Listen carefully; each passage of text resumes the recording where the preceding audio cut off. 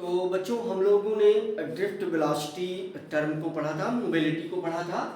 तो उसके आगे बच्चों हम लोग थोड़ी सी बातें करेंगे। हम लोग बात करेंगे क्वेश्चन के फॉर्म में। देखो बोर्ड में, सीबीएसई बोर्ड में कैसे क्वेश्चन भी पूछे जाते हैं, उसके साथ साथ जेई के क्वेश्चन भी लेते हुए हम चैप्टर को डिस्कस करेंगे। आज जो जिन चीज़ों का डिस्कशन हम करेंगे बच्चों, तो उसमें से बहुत सारी चीज़ें क्लास 10th से रिलेटेड हैं, है ना। क्लास 10th में आपने मोटी मोटी बातें पढ़ा है। हमारा फोकस होगा समझाने का, और एक आध दो क्वेश्चन हम करके आपको दिखाएंगे। देखो जैसे ये क्वेश्चन ये सीबीएसई बोर्ड 2013 में पूछा गया है ना। सीबीएसई बोर्ड 2013 में 3 नंबर का पूछा गया, 3 मार्क का ऐसा क्वेश्चन पूछा गया, जो कि बहुत ही सरल क्वेश्चन। क्या था क्वेश्चन? ये था सीबीएसई बोर्ड है ना 2013 में 3 मार्क का एक क्वेश्चन इस प्रकार से पूछा गया। लेकिन अब ये सरल क्वेश्चन है ना। तो एक्सप्लेन है ना, ऐसा क्वेश्चन आता है कभी कभी। Explain the term drift velocity. Explain the term drift velocity and derive an expression of current and derive an expression of current in term of drift velocity, in term of drift velocity, है ना। तो ये question पूछा गया बच्चों CBSE board में। तो board में कुछ ऐसे मोटे मोटे क्वेश्चन कर लिए जाते हैं। अब ये हमारा टॉपिक भी जो था वो ड्रिफ्ट वेलोसिटी था। ड्रिफ्ट वेलोसिटी में बच्चों हम लोग देख लेंगे जेई पर भी कैसे क्वेश्चन पूछा जाता है। तो क्लास 10th में आपने जो है फार्मूलों का रिलेशन, जैसे इस क्वेश्चन का आंसर कैसे हम लिखेंगे, है ना। प्रैक्टिस, यानी क्वेश्चन प्रैक्टिस शुरू से ही शुरू हो जाएगी, है ना। क्वेश्चन प्रैक्टिस, तो इसका आंसर आप कैसे लिखेंगे? देखिए हमारी बात को आप सुनेंगे भी, और इनपुट जरूर बच्चों को चाहिए कि लेक्चर को सुन करके खुद को भी समझाएं और इनपुट जरूर दें, है ना। तो ड्रिफ्ट वेलोसिटी क्या है कि जैसे मान लो कोई ये एक पॉइंट नंबर 1 है ना, पॉइंट नंबर 1 पहले तो कह रहा है एक्सप्लेन ड्रिफ्ट वेलोसिटी, तो ड्रिफ्ट वेलोसिटी को हम एक्सप्लेन कर दे रहे हैं। तो ऐसे जो है ड्रिफ्ट वेलोसिटी हेडिंग ले लें चाहे आप, ड्रिफ्ट वेलोसिटी। पहले हम क्या चीज एक्सप्लेन करेंगे? ड्रिफ्ट वेलोसिटी, है ना। हेडिंग हो गई हमारी ड्रिफ्ट वेलोसिटी। ड्रिफ्ट वेलोसिटी, ठीक है बच्चों। तो ड्रिफ्ट वेलोसिटी जो है इस प्रकार से ड्रिफ्ट वेलोसिटी। तो एक्सप्लेन करते हैं हम लोग ड्रिफ्ट वेलोसिटी को। कैसे एक्सप्लेन करेंगे?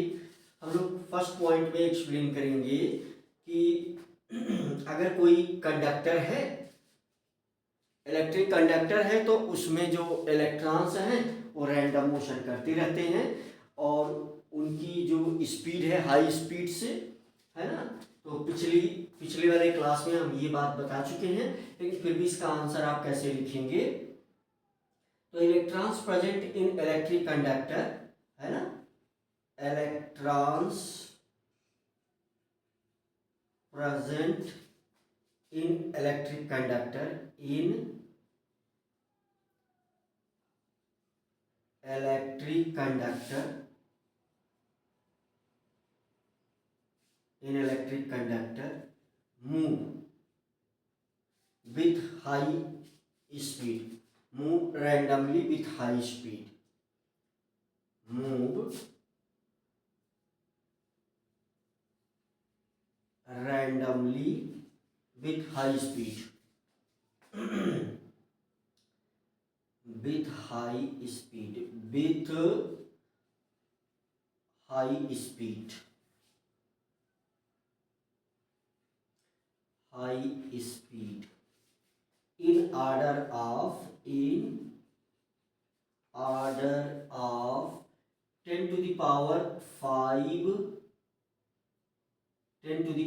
5 मीटर पर सेकेंड। ऐसा हम पिछले वाले में बता भी चुके हैं बच्चों। तो electrons present in electric conductor move randomly with high speed in order of 10 to the power 5 metre per second, है ना। तो इसका मतलब क्या हुआ कि फिर उनका जो नेट डिस्प्लेसमेंट है, क्योंकि रैंडम मोशन है, तो due to random motion net displacement electron का 0 होगा, है ना। तो इसका रैंडम मोशन ड्यू टू अगला पॉइंट क्या हो गया, ये एक पॉइंट हो गया, और अगले पॉइंट में जो है ड्यू टू रैंडम मोशन, तो due to random motion displacement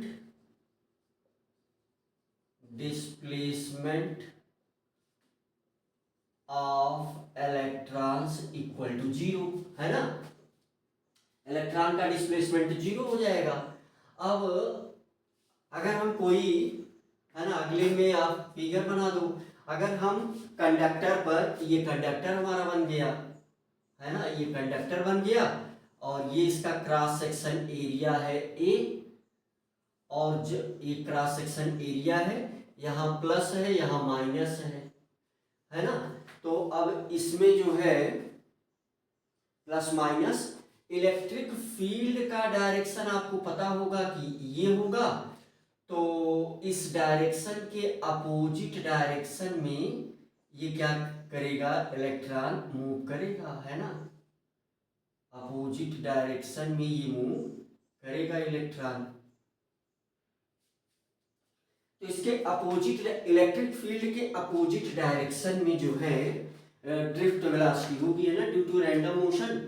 तो अब इस पर क्या अप्लाई कर दिया गया है, पोटेंशियल डिफरेंस अप्लाई कर दिया गया है ना। तो if we apply potential difference, if we apply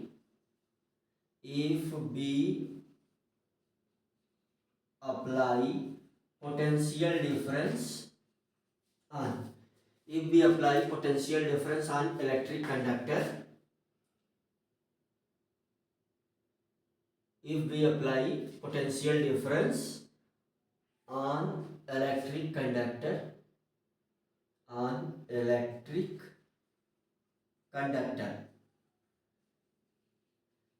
electric conductor पर अगर हम पोटेंशियल डिफरेंस अप्लाई करेंगे तो एक इलेक्ट्रिक फील्ड सेटअप हो जाएगी। If we apply potential difference on electric conductor, a field is set up, a field is comma a electric field, a field is set up and electron moves in opposite direction of field, and electrons move in opposite direction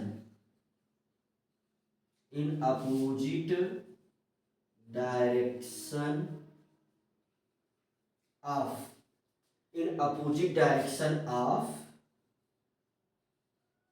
field E, है ना। इसके opposite direction में ये क्या करेगा, move करेगा। तो देखो अब एक बात ये समझने वाली है, एक मिनट अगर रुक करके आप बोर्ड पर समझ लो तो फिर जो है आपको बात क्लियर हो जाएगी।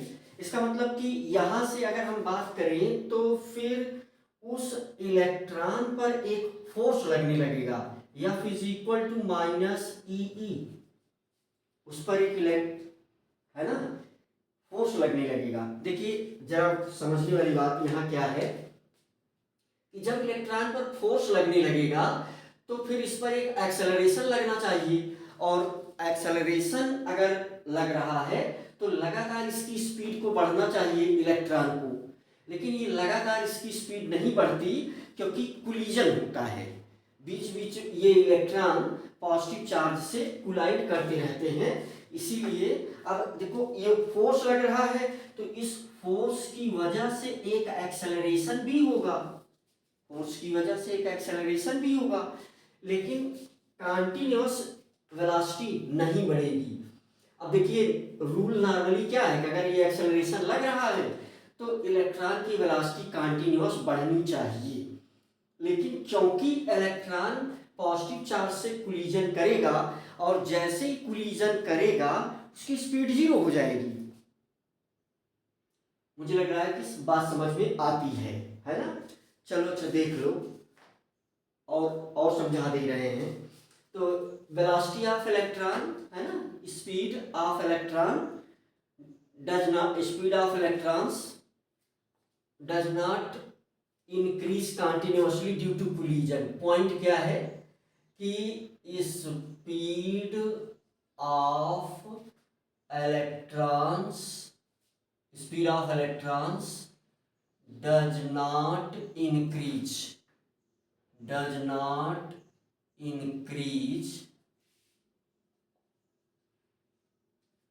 speed of electrons does not increase continuously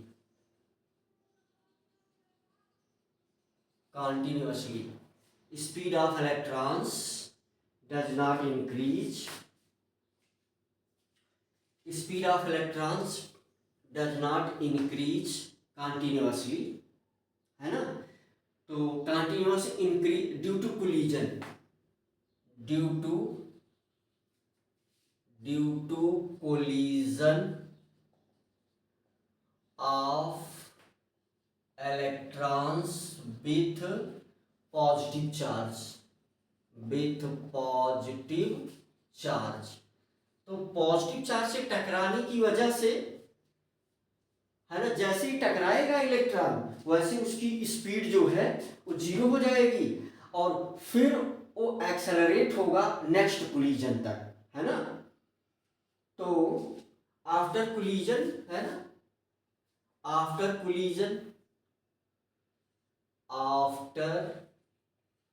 collision देखो इतने सारे पॉइंट आप नहीं भी लिखेंगे, अब चूंकि मैं पढ़ा रहा हूं तो मुझे सारी बातें आपको बताना है, ये सारे पॉइंट आप नहीं लिखेंगे, डायरेक्ट ड्रिफ्ट वेलोसिटी लिख देंगे तब भी काम बन जाएगा, लेकिन अब चूंकि मैं पढ़ा रहा हूं तो मुझे सारी बातें आपको बताना है, तो भी लास्ट में मैं समराइज कर दूंगा कि अगर आप इतना भी लिख देंगे तब भी बन जाएगा काम, है ना। तो after collision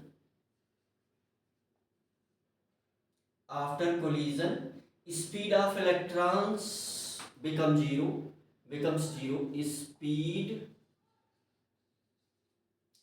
of electrons becomes zero.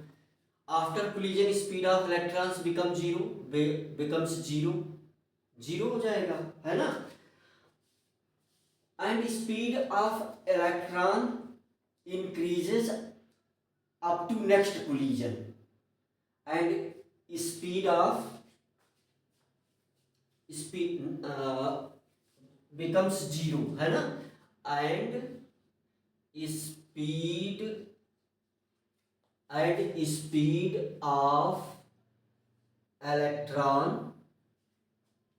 speed of electron increases up to next collision. अगले कोलिजन तक क्या करेगा, इसकी स्पीड बढ़ेगी। देखो बहुत मोटी बात है, चलो चित्र से समझा देते हैं। यहाँ पर देखो फिर से इस चीज को फिगर से हम समझा देते हैं, इसमें भी समझ में आ जाएगा, अगर चाहो तो इसमें भी समझ लो। देखो मान लो इलेक्ट्रॉन यहाँ है, यहाँ से चला, है ना, इसमें भी समझ में आ जाएगा। अगर चाहो तो मुझे दूसरा फिगर बनाने की आवश्यकता नहीं होगी। मान लो एक कोलिजन यहाँ हुआ, अब यहाँ चूंकि समझना ही है, समझ में अगर बात आ गई तो बात क्लियर हो गई। एक कोलिजन यहाँ हुआ तो यहाँ इलेक्ट्रॉन की जो स्पीड यानी वेलोसिटी है वो क्या है, v, यहाँ 0 हो जाएगा, है ना। अब फिर मान लो अगला कोलिजन इस पॉइंट पर हुआ, अब इतनी दूर नहीं होता है, ये आपको समझाने के लिए ऐसा किया। अब देखो अगर यहाँ से यहाँ तक कोलिजन नहीं हो रहा है तो इसका मतलब कि यहाँ से यहाँ तक स्पीड लगातार बढ़ेगी, है ना, स्पीड बढ़ेगी ड्यू टू एक्सेलरेशन। इस एक्सेलरेशन की वजह से अगले कोलिजन तक स्पीड बढ़ेगी, है ना। देख लो क्या लिखा मैंने, after collision speed of electrons becomes 0 and speed of electron increases up to next collision. अगले कोलिजन तक उसकी स्पीड बढ़ेगी, लेकिन जब फिर कोलाइड कर जाएगा फिर 0 हो जाएगी। इसीलिए क्या लिखा गया कि speed of electrons does not increase continuously due to collision.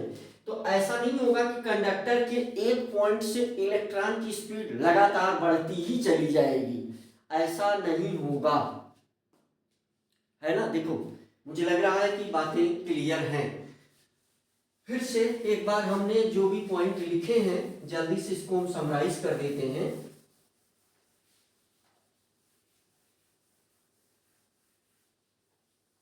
एक बार फिर से हमने जो भी पॉइंट लिखे हैं जल्दी से इसको हम समराइज कर देते हैं। हम आपको समझाना चाहते हैं ड्रिफ्ट वेलोसिटी, है ना। तो अब चूंकि पोटेंशियल डिफरेंस अप्लाई होने के बाद जो एक्स्ट्रा अब जो है रैंडम मोशन नहीं है ना, अब रैंडम मोशन नहीं है। If we apply potential difference on electric conductor a field is set up and electron moves in opposite direction, है ना। तो अब इलेक्ट्रॉन जो है ड्यू टू पोटेंशियल डिफरेंस एक एवरेज स्पीड गेन कर चुका होगा, और वही एवरेज स्पीड को ही हम जो है क्या बोलेंगे, ड्रिफ्ट वेलोसिटी बोलेंगे, है ना। तो यहाँ ये पॉइंट हम लिख सकते हैं, है ना, क्या लिख सकते हैं, due to potential difference electron gains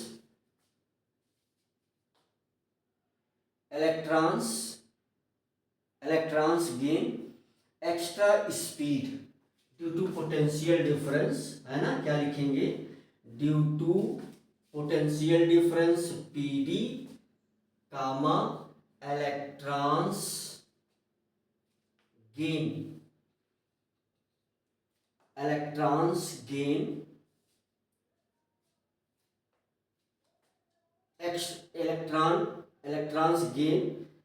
a speed, electrons gain speed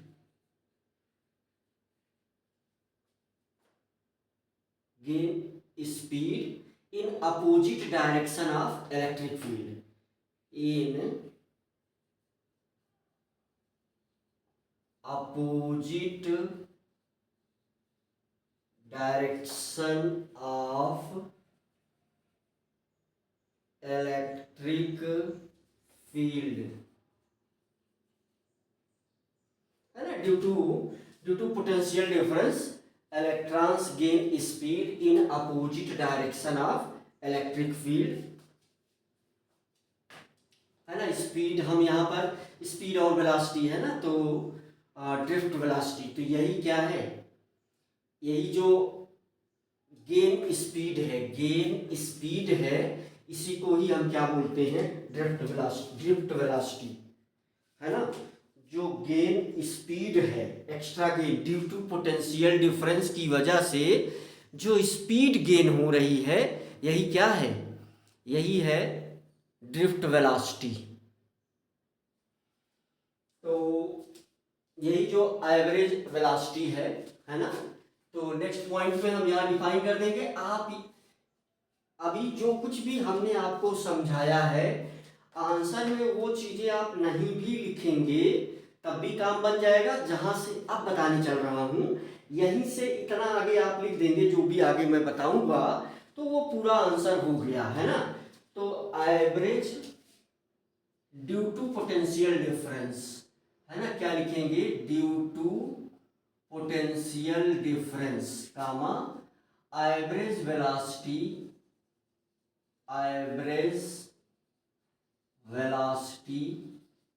gained by electrons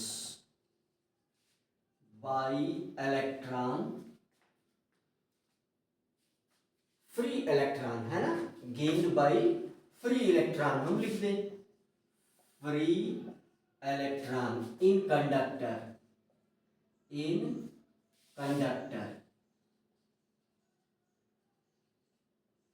conductor opposite in conductor in that है ना, in conductor opposite to electric field, opposite to electric field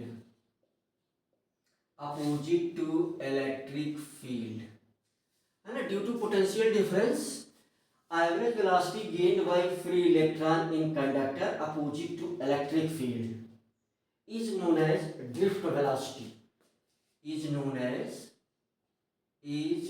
as drift velocity। देखो expression हम derive कर देंगे जो कि बहुत छोटा सा है, सरल है ना। ड्रिफ्ट वेलोसिटी ये डिफिनीशन आप दे दो और एक्सप्रेशन डिराइव कर दो, एक्सप्रेशन डिराइव कर दो।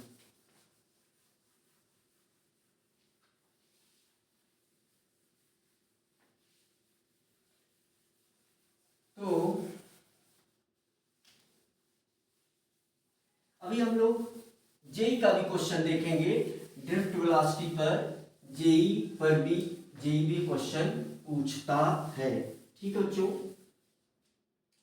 तो देखो यहाँ पर मोटी मोटी बातें समझने का प्रयास किया जाए कि क्या है ना, पॉइंट की बात क्या है।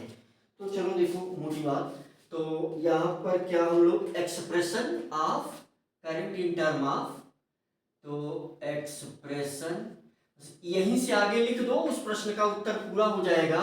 वो सारे पॉइंट हमने इसलिए समझाए क्योंकि मुझे पढ़ाना था, मुझे सारी बातें बताना था।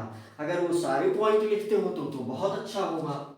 तो एक्सप्रेशन है ना, expression of current in term of drift velocity. देखो तो हम क्या करेंगे, हम let number of free electron, let number of free electrons in per unit volume of conductor.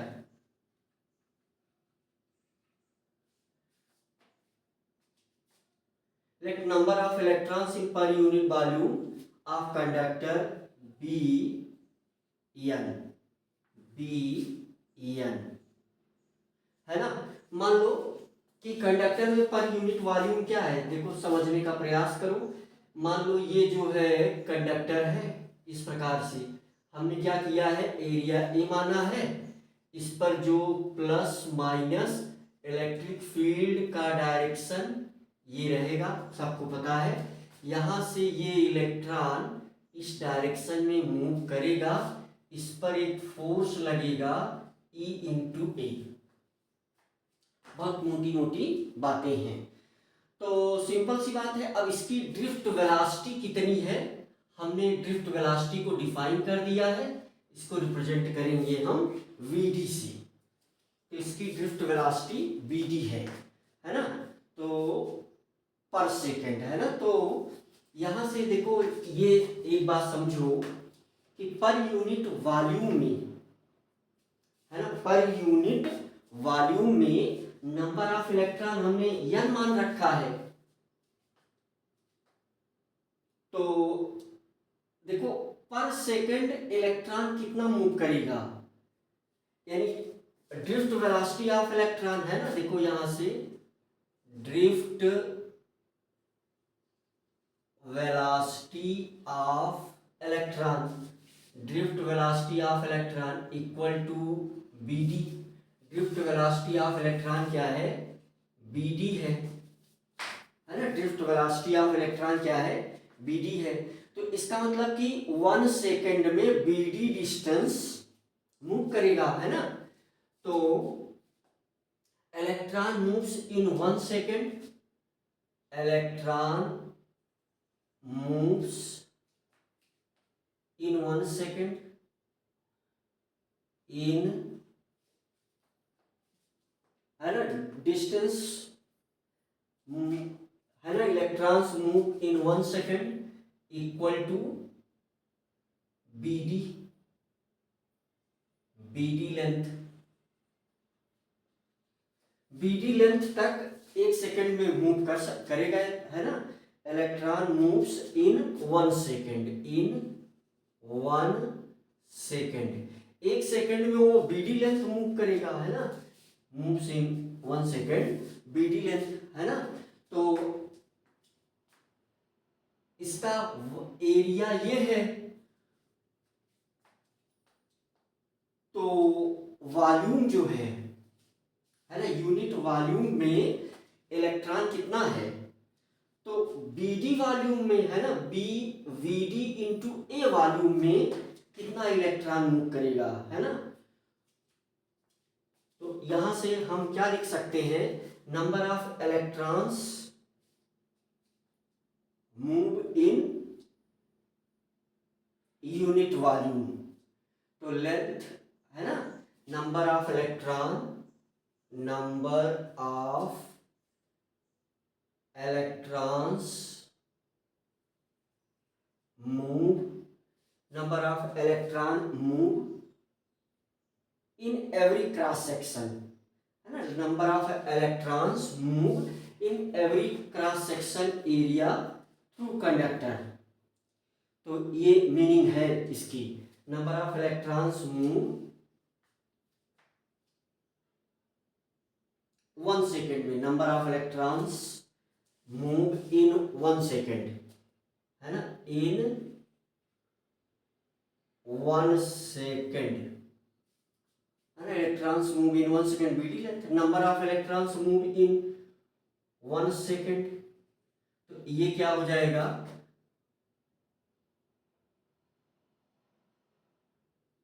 ये यहां पर ए इंटू, है ना, b d, a into b D,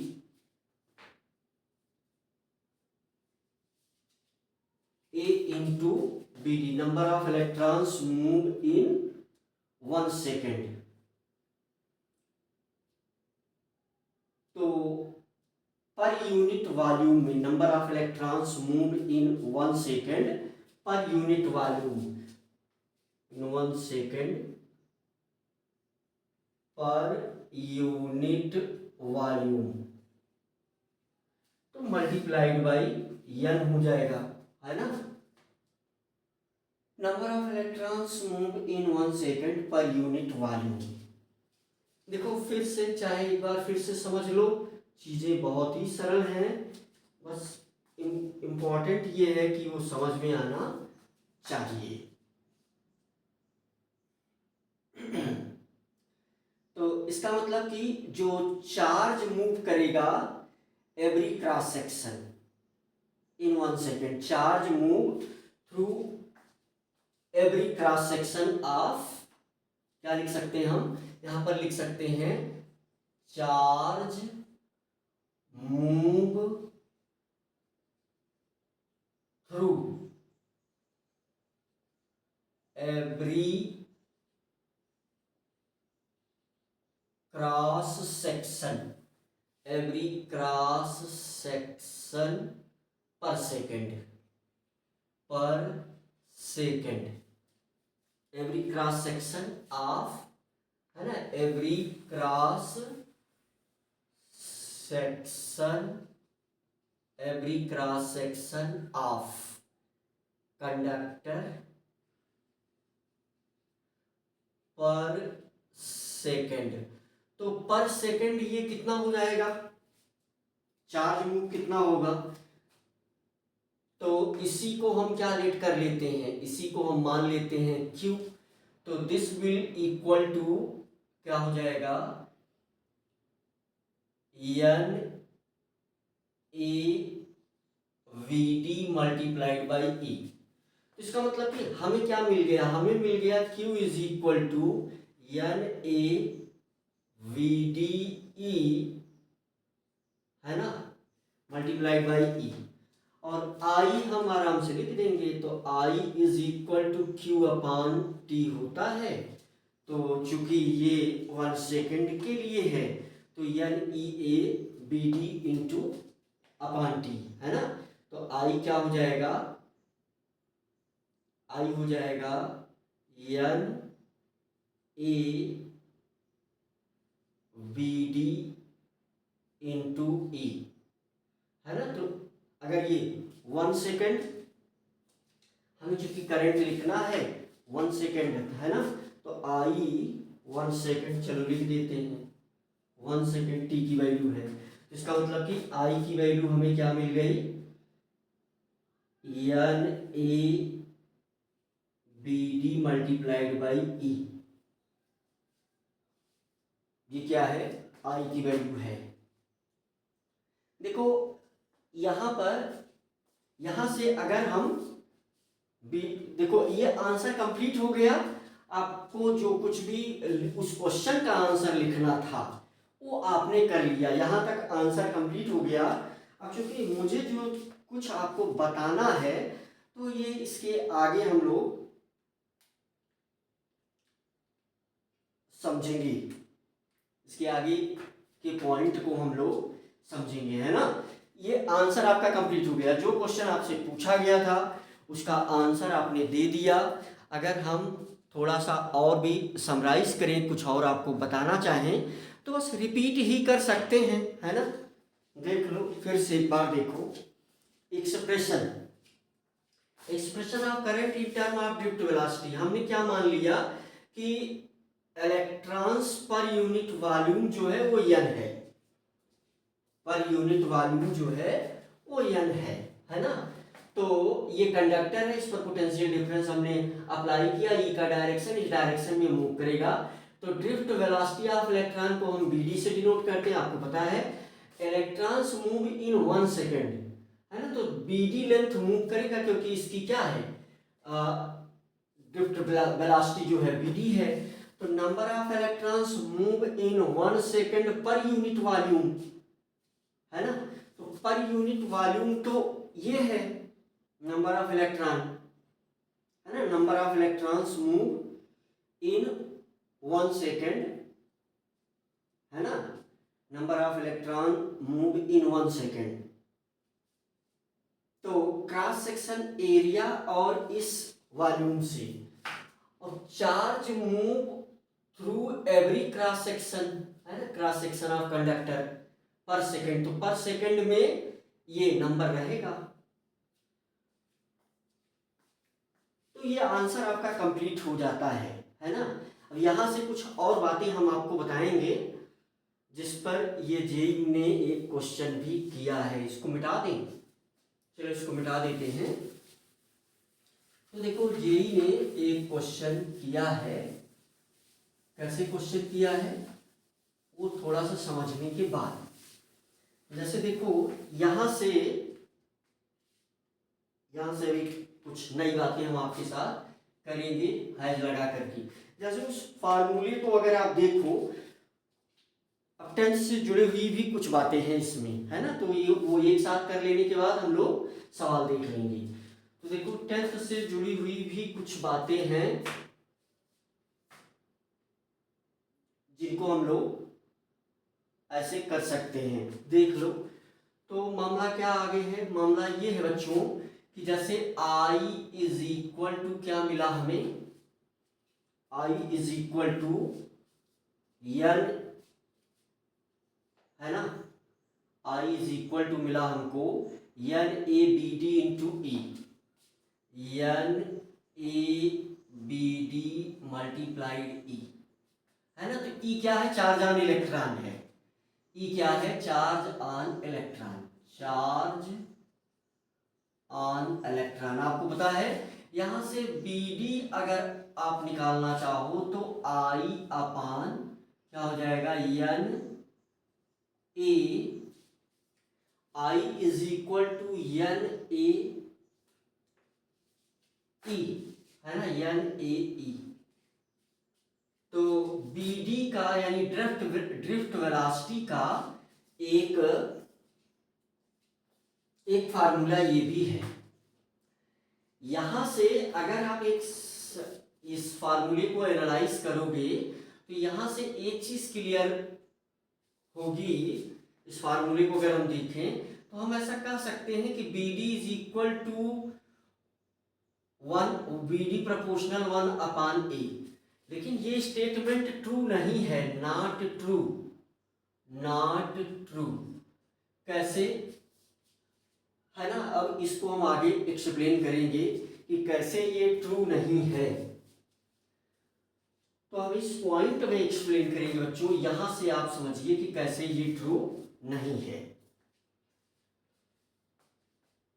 तो मान लो ये कोई कंडक्टर है, मान लो ये कोई जो है कंडक्टर है इस प्रकार से, और यहां पर जो है ये कंडक्टर है, और यहां पर E है, E का डायरेक्शन ये है, ये प्लस ये माइनस, कोई इलेक्ट्रॉन यहां पर इस डायरेक्शन में मूव कर रहा है। हमें इसकी ड्रिफ्ट वेलोसिटी पता करना है। तो आपको पता है कि F इज इक्वल टू क्या बन जाएगा, F is equal to E into, है ना, E इंटू E, है ना, बहुत सिंपल सी बात, E इंटू E। हम प्रूव कर रहे हैं, इसी पर जो है जेई ने सवाल भी किया है कि एरिया को लेकर के, है ना, कंडक्टर के एरिया को लेकर के जेई ने क्वेश्चन किया है, तो वो आप क्लियरली देखें। तो देखो इस इलेक्ट्रॉन पर एक फोर्स लगेगा जिसकी वैल्यू ये होगी, इस इलेक्ट्रॉन पर ये फोर्स लगेगा जिसकी वैल्यू ये होगी। और इलेक्ट्रॉन की ड्रिफ्ट वेलोसिटी को क्या मान रखा है हम लोगों ने कि यहां पर इलेक्ट्रॉन की जो ड्रिफ्ट वेलोसिटी है BD है ना।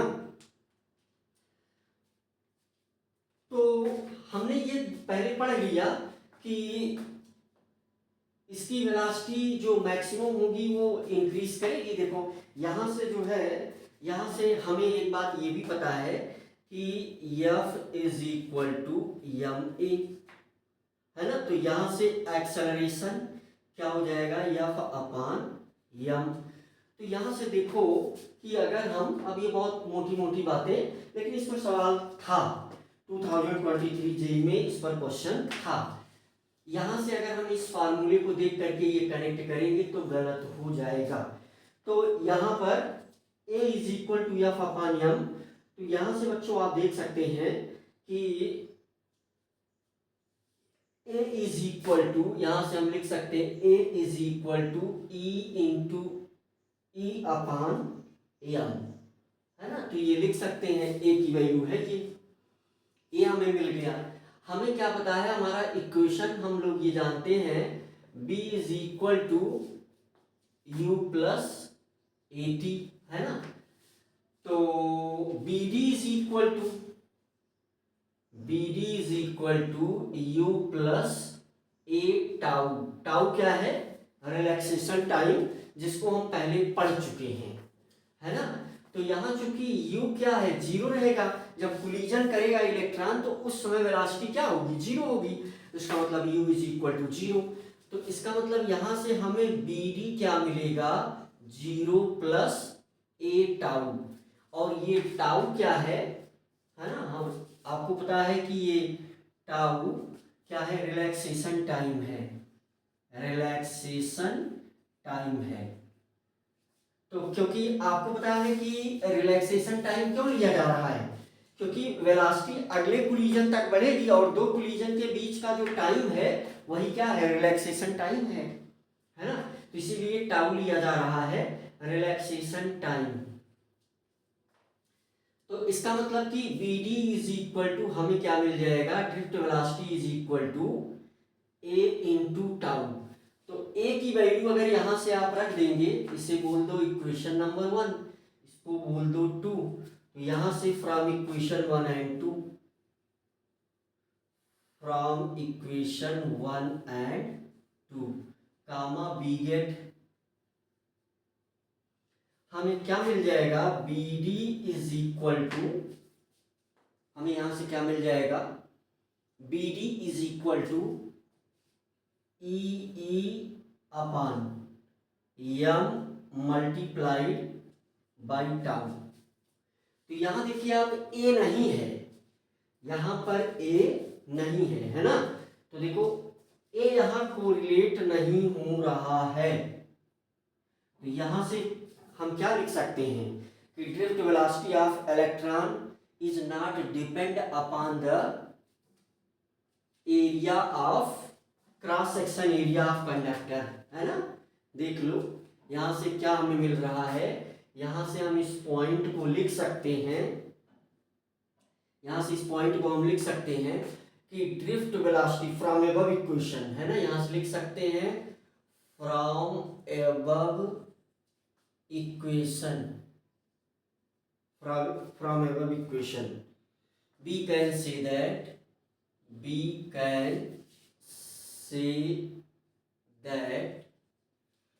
drift velocity, the value of BD is not depend upon cross section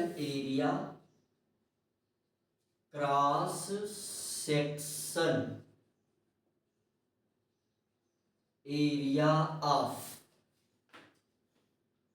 conductor.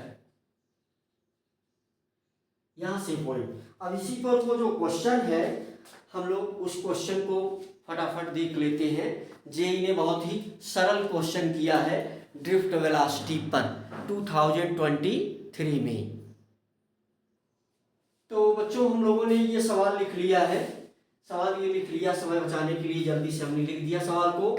देखो the drift velocity of electron for a conductor connected in an electrical circuit is b d. कोई conductor है जिसमें electron की drift velocity को b d माना गया है। The conductor is now replaced by another conductor with same material and same length but double the area of cross section.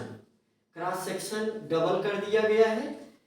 The applied voltage remain same, जो voltage applied है वो भी same ही है। The new drift velocity of electrons will be, चार option दिया गया, या B D ही रहेगा, या बी डी बाई 2 हो जाएगा, या बी डी बाई 4 हो जाएगा, या 2 बी डी हो जाएगा। तो देखो इस फार्मूले को अगर आप देखोगे तो देखो जो बी डी की वैल्यू है किस पर डिपेंड कर रही है, रिलैक्सेशन टाइम पर डिपेंड कर रही है, जो कि चेंज नहीं होगा। ये क्या है, मास ऑफ इलेक्ट्रॉन है, ये क्या है, मास ऑफ इलेक्ट्रॉन, ये जो है कांस्टेंट है। चार्ज ऑन इलेक्ट्रॉन ये भी क्या है, कांस्टेंट ही है। जब वोल्टेज सेम रहेगा तो ई की वैल्यू क्या रहेगी, सेम रहेगी। जब वोल्टेज सेम रहेगा तो ई की वैल्यू क्या रहेगी, सेम रहेगी। इसलिए जो है यहाँ जो सही ऑप्शन होगा वो क्या होगा, सही ऑप्शन यही हो जाएगा ए, है ना, क्योंकि एरिया पर वो डिपेंड कर ही नहीं रहा है ना।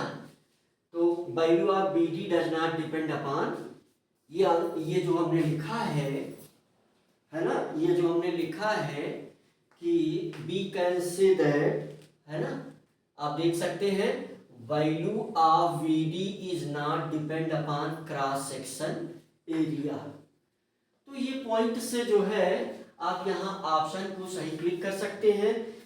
ये इस प्रकार का सवाल, ये सवाल था, ये क्वेश्चन पूछा गया जेई 2023 में, ये क्वेश्चन था जेई 2023 में, है ना। तो 23 का ये सवाल था। ऐसा जो है, ऐसा बहुत सरल सवाल जो है नीट में भी पूछा जा सकता है। ऐसा बहुत सिंपल और सरल क्वेश्चन नीट में भी पूछा जा सकता है। नीट के एग्जाम में ऐसा सरल क्वेश्चन पूछा जा सकता है। तो हम लोगों ने एक सीबीएसई बोर्ड का क्वेश्चन किया और एक नीट का क्वेश्चन किया। ड्रिफ्ट वेलोसिटी को और हम कैसे कैलकुलेट कर सकते हैं वो चीज आपने देखा है ना। ड्रिफ्ट वेलोसिटी को हम और कैसे कैलकुलेट कर सकते हैं वो चीज आपने देखा।